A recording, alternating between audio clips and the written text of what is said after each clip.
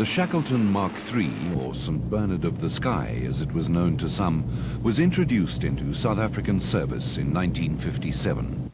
For 27 years, until 1984, it served South Africa's long-range reconnaissance and search and rescue needs admirably.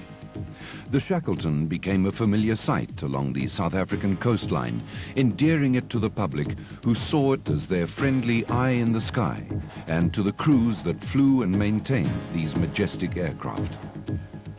With the retirement of the Shackleton from active service came the role of gate guard and other undignified tasks, such as that of 1723, which today stands on top of a service station in Johannesburg. Fortunately, 3 aircraft were allotted to the Air Force Museum, 2 of which were flown to Pretoria, and the 3rd remaining at DF Milan, home of 35 Squadron, the erstwhile operators of the Shackleton.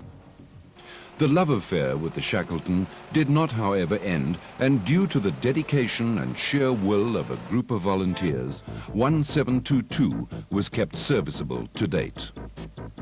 Today, South Africans are privileged to be able to see, hear, and experience the last serviceable Shackleton Mark III in the world.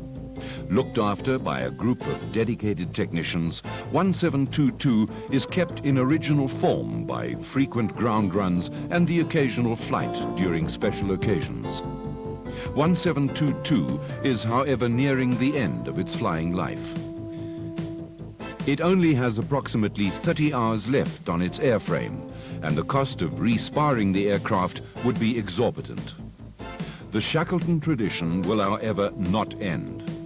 1716, which was one of the 2 aircraft flown to Pretoria, still has many hours available on its airframe. Although the aircraft has not been flown, it has been ground run regularly, and it is due to this that Shackleton will be seen in the skies above once again. The aircraft is being serviced where, upon reaching an airworthy state, it will be ferried back home to Cape Town. There, work will continue to restore the aircraft back to the condition in which it was delivered. The South African Air Force will thus have a serviceable Shackleton Mark III for many years to come. Being then the only serviceable Mark III in the world, the aircraft will have a definite attraction value. The sound of the 4 Rolls-Royce Griffon engines is enough to warm any aviation enthusiast's heart, making the Shackleton a star performer at any air show or public appearance. The South African Air Force believes in living history and has thus decided to make the Shackleton available for air show appearances worldwide.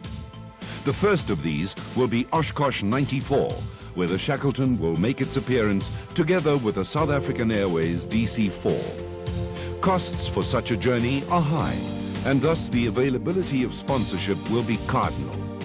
It does, however, present an opportunity to private companies, individuals, or organizations to obtain a very effective means of marketing indeed.